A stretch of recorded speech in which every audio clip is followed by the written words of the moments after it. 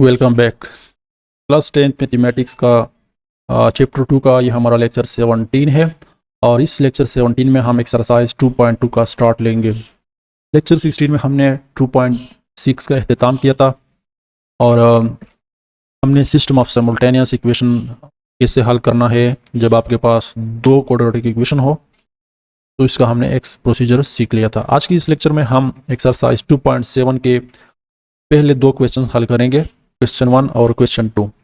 तो क्वेश्चन 1 जैसे आप स्क्रीन के ऊपर देख सकते हैं कि find two consecutive positive integers whose product is 72। अब इस क्वेश्चन को समझने की ज़रूरत है। सबसे पहले तो क्वेश्चन का स्टेटमेंट यह है कि आपने दो कंसेक्यूटिव पॉजिटिव इंटीजर्स की ऐसी इंटीजर्स फाइंड आउट करने हैं जिसका प्रोडक्ट जो है वो हमारे पास 72 है। अब पॉजिटिव इंटीजर्स का तो समझ में आएगा थोड़ा बहुत आपको कि जो +1 +2 +3 +4 इस तरह के आगे जितने भी डिजिट्स है ये पॉजिटिव इंटीजर्स हैं। तो इन पॉजिटिव इंटीजर्स में से हमने 2 ऐसे कंसेक्यूटिव इंटीजर्स निकाले। कंसेक्यूटिव इंटीजर्स का मतलब यह है कि जो कंटिन्यूस होते हैं। कंटिन्यूस मतलब यह है कि इसमें कोई भी गैप ना हो, कोई भी मिसिंग इंटीजर ना हो। जैसे कि यहाँ पर मैं आपको लिखता हूँ 1 2 3 4 5, ये क्या है? ये कंसेक्यूटिव इंटीजर्स है। यहाँ 1 और 2 के दरमियान हमने कोई नंबर मिस नहीं किया है, 1 3। और अगर मैं इस तरह लिखता हूँ कि 1 3 4 5 6, तो ये कंसेक्यूटिव इंटीजर्स नहीं है क्योंकि यहाँ पर हमने 1 के बाद डायरेक्ट 3 लिखा है, ठीक है, और यहाँ 2 को हमने मिस किया हुआ है, तो ये कंसेक्यूटिव नहीं हो सकते। कंसेक्यूटिव इंटीजर्स वो होते हैं जहाँ कोई भी इंटीजर बीच में मिसिंग ना हो, तो उसको हम कंसेक्यूटिव इंटीजर्स कहते हैं।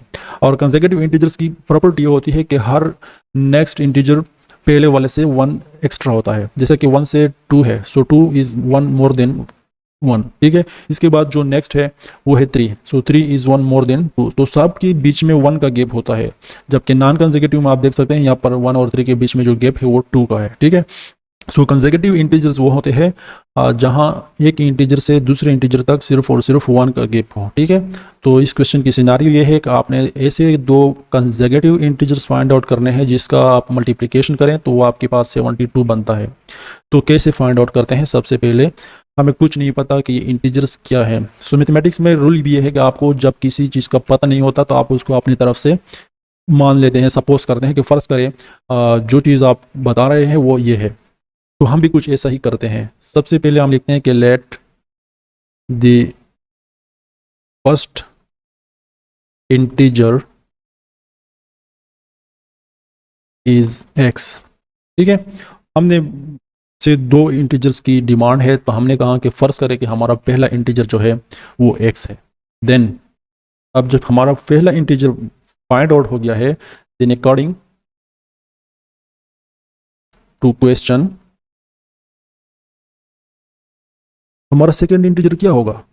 सेकेंड इंटीजर जाहिर है वही से एक बड़ा होगा, क्योंकि कंसेक्यूटिव इंटीजर्स की मैंने आपको प्रॉपर्टी बताई कि उसमें पहले वाले से दूसरा जो होता है वो एक बड़ा होता है। सब अगर हमारा पहला इंटीजर ये है तो उसके बाद दो जो कंसेक्यूटिव इसका दूसरा होता है वही से 1 मैक्सिमम होगा। तो हम लिखेंगे कि देन अकॉर्डिंग टू क्वेश्चन हमारा जो सेकेंड इंटीजर होगा वो क्या है? x+1 होगा, क्योंकि अगर ये x है तो इसके बाद कंसेक्यूटिव है, अगर ये है तो इसका नेक्स्ट इंटीजर इससे 1 एक्स्ट्रा होगा, तो इसलिए हम x+1 लिखते हैं, ठीक है। नाउ अब दोनों इंटीजर्स भी हमने फाइंड आउट किया। तो अब क्वेश्चन की कंडीशन क्या है कि इन दो इंटीजर्स की आपका जो प्रोडक्ट है वो 72 होता है, ठीक है। सो आइए इसको भी अप्लाई करते हैं। ये फर्स्ट इंटीजर और x+1 ये है हमारा सेकेंड इंटीजर। क्वेश्चन में ये कहा गया है कि इन दो इंटीजर्स का प्रोडक्ट का मतलब ये है कि अगर आप इसको मल्टीप्लाई करते हैं तो ये बराबर होता है 72 के। तो इस तरह से हमारा एक इक्वेशन बन गया। अब इस x और x+1 को हम मल्टीप्लाई करेंगे तो ये x² + x = 72 हो जाएगा। x² + x, ये +72 इधर आएगा तो -72 = 0। इस तरह से हमारे पास जो है ना एक क्वाड्रेटिक इक्वेशन बन गया। और इसको हम चाहते हैं तो फैक्टराइजेशन से हल कर सकते हैं, क्वाड्रेटिक फार्मूला से भी हल कर सकते हैं और कंप्लीटिंग स्क्वायर से भी। मैं इसको हल करूँगा फैक्टराइजेशन से। तो फैक्टराइजेशन क्या है? फर्स्ट एंड लास्ट का प्रोडक्ट लें, यानी कि क्वाड्रेटिक और कांस्टेंट टर्म का प्रोडक्ट लें। इसका कोफिशिएंट 1 है, यह -72 है, तो टोटल हो जाएगा, इसको आप मल्टीप्लाई करेंगे तो -72x² हो जाएगा। अब इसके मतलब ये हुआ कि आपने जो है ना दो डिजिट्स ऐसे फाइंड आउट करने हैं कि अगर आप मल्टीप्लाई करें तो 72 और अगर आप इसको ऐड करें तो 1। तो इट इज़ सिंपल। आपने क्या करना है, 8 एंड 7 आपके पास ऐसे डिजिट्स हैं, तो आप लिखें एक्स स्क्वायर माइनस से नहीं +8x माइनस 7x माइनस 72 आपके पास हो जाएगा इक्वल टू 0। ठीक है, क्योंकि अगर आप 8x और 7x को ऐड करेंगे तो 1x बचेगा, और अगर आप मल्टीप्लाई करते हैं सो 8 9 8 72, सो यहाँ पर 9 हो जाएगा और यहाँ पर 8। तो 9 8 72 और 9 माइनस 8 1 भी आता है और मल्टीप्लिकेशन से 72 भी आता है। अब फर्स्ट टू टर्म्स का आगे और लास्ट टू टर्म्स का एक पेयर लें और कॉमन लें। फर्स्ट पेयर में हमारे पास x कॉमन है तो हम x कॉमन करते हैं तो बचेगा x प्लस 9। सेकेंड पेयर में हम -8 को कॉमन लेंगे, सो -8 जब कॉमन होगा तो -8 कॉमन करने से यहाँ पर x बचेगा और ये माइनस और माइनस जो है ये प्लस में शिफ्ट हो जाएंगे। और 72 से जब आप 8 को कॉमन करते हैं तो इसका मतलब ये होता है कि 72 को आप 8 के ऊपर डिवाइड करें। ठीक है, तो 72 डिवाइड बाई 8 इज टोटली 9, क्योंकि नॉट है 72 equal to 0। Again x plus 9 common है और x माइनस 8 जो है वो नॉन कॉमन है इक्वल टू 0। इसको प्रोडक्ट रूल के मुताबिक अलग अलग 0 के बराबर लेंगे तो ये x प्लस 9 इक्वल टू 0 और x माइनस 8 इक्वल टू 0। यहाँ से आएगा x माइनस 9 और यहाँ से आएगा x प्लस 8। तो ये दो वैल्यूज़ हैं, कौन सा हम सेलेक्ट करें, आपका क्या ख्याल है? सबसे पहले क्वेश्चन में आप देखें वहाँ क्या बात की गई है, 2 कंसेक्यूटिव पॉजिटिव इंटीजर्स की बात हुई है, तो इसका मतलब ये कि नेगेटिव का तो बात ही नहीं होता, तो इसको हम निगलेक्ट करेंगे। ये वाला हमारा आंसर होगा x is equal to 8। x क्या है, हमारा फर्स्ट इंटीजर है, तो ये हमारे पास जो फर्स्ट इंटीजर थी वो हमने यहाँ पर x से रिप्रेजेंट की थी और इसकी वैल्यू हमारे पास आ गई 8। अच्छा, सेकेंड इंटीजर वो हमने क्या रिप्रेजेंट किया था, x प्लस 1, सो यहाँ x की वैल्यू पुट करेंगे तो 8 प्लस 1 हो जाएगा और इस तरह से ये हो जाएगा 9। तो ये आपका आंसर हो गया, क्योंकि ये कंसेक्यूटिव भी है, 8 के बाद डायरेक्ट 9 है, 1 का गैप है। ठीक है, और इसका अगर आप प्रोडक्ट लेंगे तो वही 72 आता है जो क्वेश्चन में उसने बताया है। तो ये आपका क्वेश्चन 1 का आंसर हो गया। चलते हैं क्वेश्चन 2 की जानिब। क्वेश्चन 2 में भी इसी तरह की तकरीबन कोई बात है कि the sum of the squares of 3 consecutive integers is 50 find integers, यानी कि 3 कंसेक्यूटिव डिजिट्स है, consecutive integers 3 consecutive integers is just like 1 2 3, ये कंसेक्यूटिव 3 कंसेक्यूटिव इंटीजर्स है। ठीक है, लेकिन ये फर्स्ट 3 कंसेक्यूटिव इंटीजर्स है और यहाँ जो बात हो रही है ये 3 कंसेक्यूटिव इंटीजर्स तो है ही, इनमें से ये कहता है कि सम ऑफ द स्क्वायर्स, यानी कि इनके स्क्वायर लेके 1 2 3 के स्क्वायर और इसका सम अगर आप करते हैं तो वो आपके पास 50 के बराबर है। बताइए कि ये 3 इंटीजर्स कौन से हैं। ठीक है, तो हमने ये मालूम करना है। तो चलें स्टार्ट करते हैं। सबसे पहले हम लिखते हैं कि लेट हमारा पहला इंटीजर है वो हमारे पास x है। जब पहला इंटीजर x है तो इसने कहा कि तीनों कंसेक्यूटिव है, मतलब ये कि इसके बाद जो नेक्स्ट होगा वो इसके साथ एक बड़ा होगा, तो हमारा सेकंड जो होगा इंटीजर वो x प्लस 1 होगा, क्योंकि कंसेक्यूटिव है वो इससे एक ज़्यादा होगा। इसके बाद जो थर्ड है यानी कि तीसरा इंटीजर है वो भी कंसेक्यूटिव है, तो वो 2 से एक बड़ा होगा, यानी x प्लस 1 है तो x प्लस 1 से एक बड़ा होगा प्लस 1, यानी टोटली हो जाएगा x प्लस 2। ठीक है, नाउ अकॉर्डिंग टू क्वेश्चन सवाल के मुताबिक उसने ये कहा कि जो 3 कंसेक्यूटिव इंटीजर है, जो कभी हमने बताया कि हमारा फर्स्ट इंटीजर x है तो दूसरा x प्लस 1 होता है और तीसरा x प्लस 2 बनता है। ठीक है, सो ये तीनों कंसेक्यूटिव इंटीजर्स का स्क्वायर जो है वो 50 के बराबर है, ये क्वेश्चन में कहा गया है और हम बिल्कुल यही बात यहाँ पर लिखेंगे। तीनों कंसेक्यूटिव इंटीजर सबसे पहले लिखते हैं, x है, x प्लस 1 है और x प्लस 2 है। ठीक है, ये फर्स्ट है, ये सेकेंड कंसेक्यूटिव इंटीजर है और ये हमारा फर्स्ट है। तो ये इस तरह से जो है ना इसका सम, तो सम करते हैं, ये हो गया उनका सम ऑफ द स्क्वायर्स, यानी कि उसके ऊपर स्क्वायर भी है, तो इसका भी स्क्वायर, इसका भी स्क्वायर, इसका भी स्क्वायर। तो इन तीनों कंसेक्यूटिव इंटीजर्स की स्क्वायर हमने ली, उसका सम हमने लिया। अब क्वेश्चन में कहा गया कि ये टोटल होता है 50।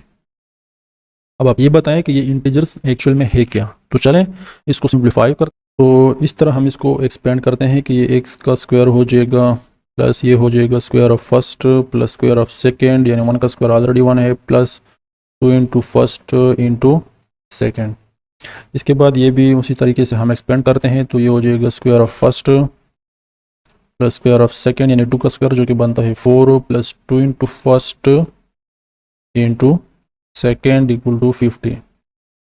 ठीक है, अब इसको हम लिखेंगे x square plus x square plus 1 plus 2 into 1 is 2x plus x square plus 4 plus 2 into 2 is 4x is equal to 50।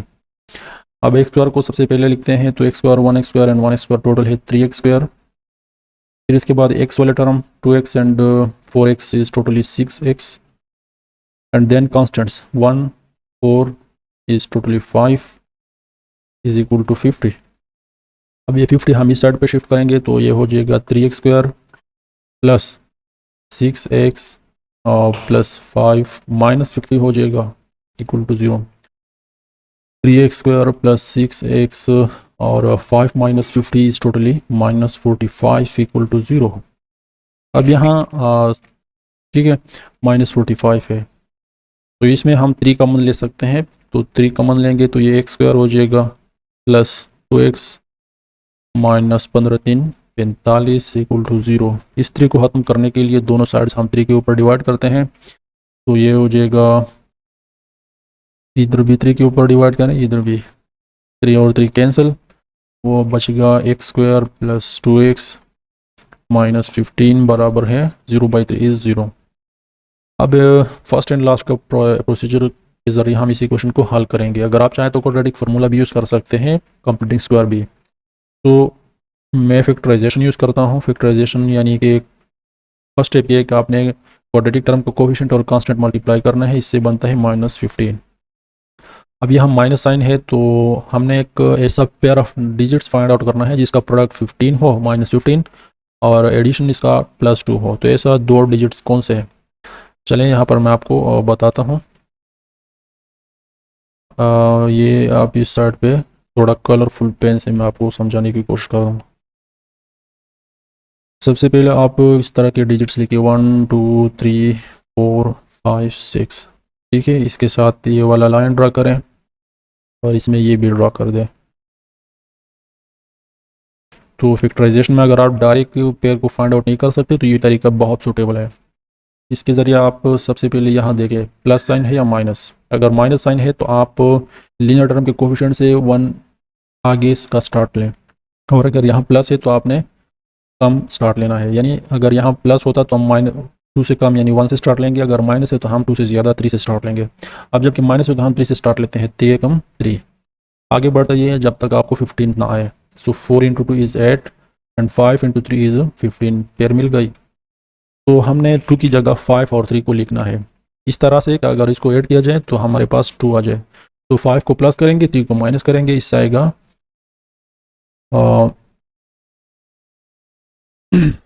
हमारे पास x square plus 5x minus 3x, इस तरीके के हम लिखेंगे इक्वल टू 0। अब फर्स्ट 2 टर्म्स का एक pair लें और लास्ट 2 टर्म का एक, और इनमें कॉमन लें। फर्स्ट में x कॉमन है तो x प्लस 5 नॉन कॉमन है, यहाँ -3 कॉमन है तो अगेन x प्लस 5 यहाँ पर भी हो जाएगा इक्वल टू 0। इसके बाद x प्लस 5 अगेन कॉमन है तो x प्लस 5 कॉमन लेंगे और x माइनस 3 नॉन कॉमन रह जाएगा इक्वल टू 0। अब अकॉर्डिंग टू प्रोडक्ट दोनों को इक्वल टू 0 लें, तो x plus 5 equal to 0 and x minus 3 also equal to 0। यहाँ से हमारे पास x की वैल्यू हो जाएगी -5 और यहाँ से हमारे पास x की वैल्यू हो जाएगी 3। अब एक पॉजिटिव है एक नेगेटिव है, लेकिन क्वेश्चन में क्या है, the sum of the square of 3 consecutive integers. तो इस केस में हमें पॉजिटिव और नेगेटिव की बात नहीं की गई है, लेकिन मैं आपको बताता चलूँ आपने यूँ करना होता है कि आपने नेगेटिव को नेगलेक्ट करना होगा यहाँ पर। ठीक है, हम पॉजिटिव इंटीजर कंसीडर करते हैं। तो जब हम पॉजिटिव यानी x इक्वल टू 3 कंसीडर करेंगे तो आइए देखते हैं कि इंटीजर्स कौन से होते हैं। सबसे पहला हमारा फर्स्ट इंट किया था x और वो हमारे पास 3। सेकेंड इंट किया था तो हमारे पास x प्लस 1 यानी कि 3 + 1 बनता है 4। थर्ड इंट किया था वो हमारे पास था यहाँ x प्लस 2 मतलब 3 + 2 यानी कि 5। तो ये 3 कंसेक्यूटिव इंटीजर्स आपके सामने है, 3 4 5 कंसेक्यूटिव है। और इनका स्क्वायर आप ऐड करें, 3 स्क्वायर इज़ 9, 16 हो जाएगा इसका स्क्वायर, और 25 हो जाएगा इसका स्क्वायर, यानी कि 9, 16 एंड 25। 9 प्लस 16 प्लस 25, या ये 50 के बराबर है। 9 प्लस 16, 9 प्लस 16 इज़ टोटली 25, ठीक है, और 25 प्लस 25 इज़ 50, यानी कि हमारा आंसर बिल्कुल करेक्ट है। और इसी के साथ आज का हमारा लेक्चर अख्ताम को पहुंचता है। उम्मीद करता हूं कि ये 2 क्वेश्चंस आपने अच्छी तरह से सीख लिए होंगे। अगर आप लोगों को कोई भी मसला हो तो आप हमें कमेंट सेक्शन में पूछ सकते हैं। मिलते हैं नेक्स्ट वीडियो में, तब तक के लिए अल्लाह।